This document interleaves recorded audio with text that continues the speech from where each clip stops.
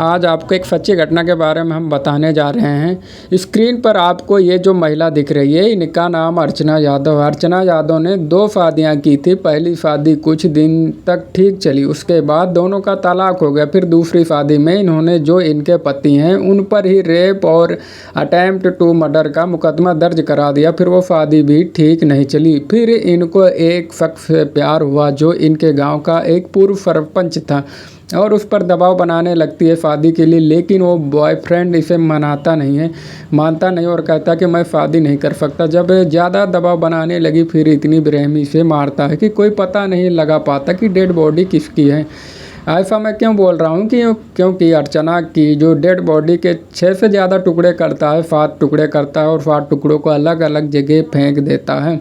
Police जब इस मामले की जांच करती है तो पुलिस को सिर्फ एक शरीर का टुकड़ा ही मिलता है और उसमें भी धड़ नहीं होता, मतलब सर नहीं होता। तो पुलिस कैसे पहचाने कि ये डेड बॉडी किसकी है। लेकिन फिर भी पुलिस सिर्फ उस एक टुकड़े से पूरे केस को सॉल्व करती है और बताती कि कैसे इसके बॉयफ्रेंड ने पूरी प्लानिंग के तहत हत्या की। हत्या करने के बाद डेड बॉडी के पार्ट्स को अलग अलग जगह फेंका और इतनी प्लानिंग की तरह फेंका कि कोई उसे पकड़ न पाए। लेकिन जो बॉयफ्रेंड है वो अपने पूरे प्लानिंग में सक्सेस नहीं कर पाया और पकड़ा गया। लेकिन ये मर्डर मिस्ट्री ने सबको हैरान कर दिया। और क्या है यह पूरी मर्डर मिस्ट्री, हम इस वीडियो में आगे जान लास्ट तक ये वीडियो ज़रूर देखिएगा। नमस्कार, मेरा नाम है राजेश, आप देख रहे हैं क्राइम।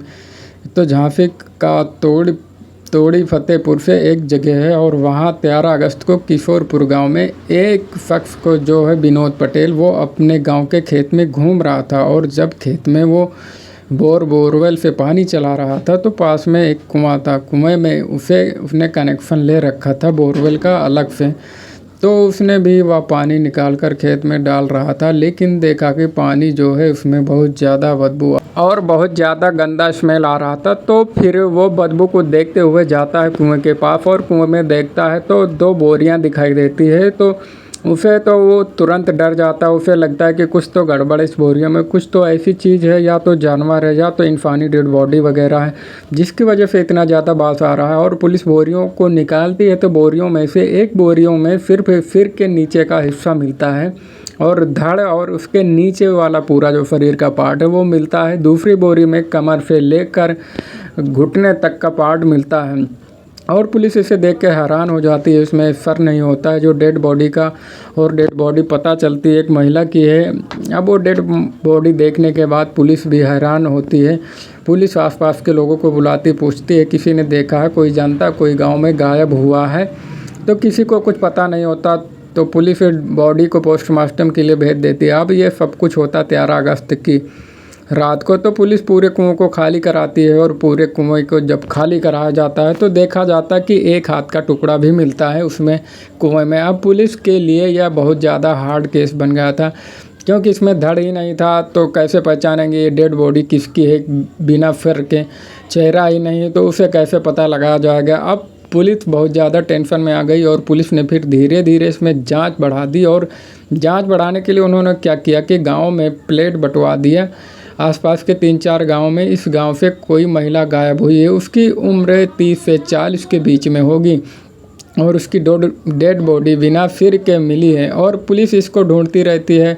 काफ़ी टाइम हो जाता है। 13 तारीख को डेड बॉडी मिली थी, फिर आ जाता है 18 तारीख और पोस्टमार्टम के बाद जो है उसकी डेड बॉडी का अंतिम संस्कार कर दिया जाता है कि इतने दिन तक इतनी कटी हुई सड़ी हुई बॉडी कहाँ रखेंगे, क्योंकि पोस्टमार्टम हो गया था। जो बाकी चीज़ें हैं उससे तो पता चल ही रहा था कि धारदार पहले गला घोटा गया, फिर बाद में धारदार हथियार से उसे डेड बॉडी को काट दिया गया। फिर एक चीज़ तो फिक्स थी कि इसका मर्डर हुआ है और वो भी बड़ी बेरहमी से। अब पुलिस सब पूरे गांव में पूछताछ कर रही थी। तो जब गांव में उन्होंने प्लेट बांटा था तो एक गांव का ही एक लड़का उसका प्लेट मिला और उसने जाकर जो रचना के भाई को दिया। तो उसके भाई ने वो प्लेट देखा कि महिला की डेड बॉडी मिली है, तुरंत पुलिस स्टेशन पहुंचा और बोला कि हाँ मेरी बहन है जो वो काफ़ी दिनों से गायब है, 9 तारीख से गायब है और उसके बारे में कुछ अता पता नहीं चला। पुलिस ने बोला तुमको किस पे शक लग रहा है, तो उसने बोला उनके एक दोस्त हैं और एक तरह से कह लीजिए कि उनका बॉयफ्रेंड है जो संजय पटेल, उन पर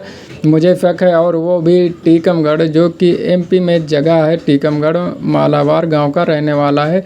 जो उनका भाई है तो पहचान लेता है डेड बॉडी। जब उसको लेके जाता है तो डेड बॉडी का हिस्सा दिखाते हैं तो बोलता है हाँ यह मेरी बहन का ही डेड बॉडी का हिस्सा है। तो पुलिस बोलती है अब जिन जिन पर शक है उन सबके नाम बताओ। तो पहला नाम जो बताता है वो बताता है कि पूर्व प्रधान तोड़ी फतेहपुर, जो है मावा गांव, वहाँ का रहने वाला है और उसका नाम संजय पटेल। अब ये जो संजय पटेल ये बहुत दिनों से जो है इसको जानता था और अर्चना यादव की डेड बॉडी मिली थी उनको दोस्त और बॉयफ्रेंड बताया जा रहा था। फिर जब पुलिस संजय पटेल के पास पहुंचती है तो संजय पटेल और वो अपने भाई भतीजे के साथ घर पर ही होता है संदीप पटेल के साथ। पुलिस तुरंत उन्हें हिरासत में लेती है और पूछताछ कड़ी से करती है। तो जो संजय पटेल वो टूट जाता है और सच बता देता। पहले तो झूठ बोलता है, यहाँ वहाँ की बातें बताता है। फिर पुलिस बोलती कि तेरा मोबाइल लोकेशन तो वहीं का दिखा रहा है कुएं के पास का, तो वहाँ क्या करने गया था और तो रहने वाला इतनी दूर का है। तो वो सब सच बता देता और बताता कि मैंने ही हत्या की है। फिर उसने बताया कि उसने रचना की हत्या क्यों की है और हम अब जानते हैं कि रचना की इससे दोस्ती कैसे हुई। पहले तो रचना जो है मैलवार गांव की रहने वाली थी और इसकी पहली जो शादी थी वो टीकमगढ़ में हुई थी, जिससे 2 बच्चे भी थे और 5 साल तक सब ठीक ठाक चला। मतलब ठीक ठाक फैमिली अच्छे से सेटल थी, सब कुछ सही चला। लेकिन 5 साल बाद उसकी अपने पति से लड़ाई होने लगी। तो उसके बाद लड़ाई झगड़ा इतना ज़्यादा बढ़ गया कि वो अपने मायके चली गई। मायके में वो आराम से रह रही थी। इसके बाद फिर दूसरी शादी कर लेती है और दूसरी शादी वो जो करती है शिवराज यादव से, जो कि 2023 में होती है।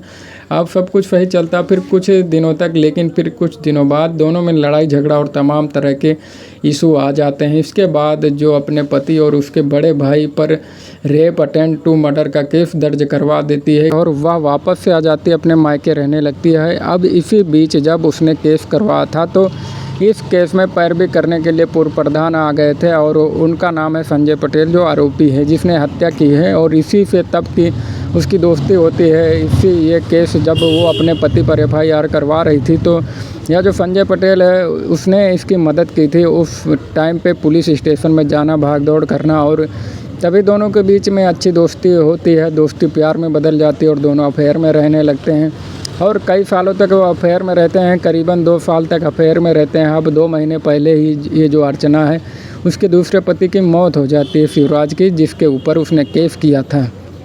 अब मौत के बाद वो अकेली हो जाती है। अब उसे भी आगे अपना जीवन यापन करना है, अपनी लाइफ को आगे बढ़ाना, तो उसके लिए उसका कोई पार्टनर चाहिए। तो वो जो उसका बॉयफ्रेंड है संजय पटेल उसको बोलती है कि तुम मुझसे शादी कर लो, लेकिन वो बोलता है ये पॉसिबल नहीं है, मैं तुमसे शादी नहीं कर पाऊँगा, बहुत ही मुश्किल है तुमसे शादी करना। और वो मानती नहीं है। वो बार बार उससे इसी चीज़ को लेकर लड़ाई करती है और वो कई बार इसकी कंप्लेंट करती है। इससे बहुत ज़्यादा परेशान हो जाता है संजय। फिर संजय प्लान करता है कि मैं इसका मर्डर कर दूंगा अगर या नहीं मानी तो। फिर इसी बीच संजय अपने भतीजे संदीप को साथ में लेता है और अपने एक दोस्त प्रदीप को भी साथ लेता है।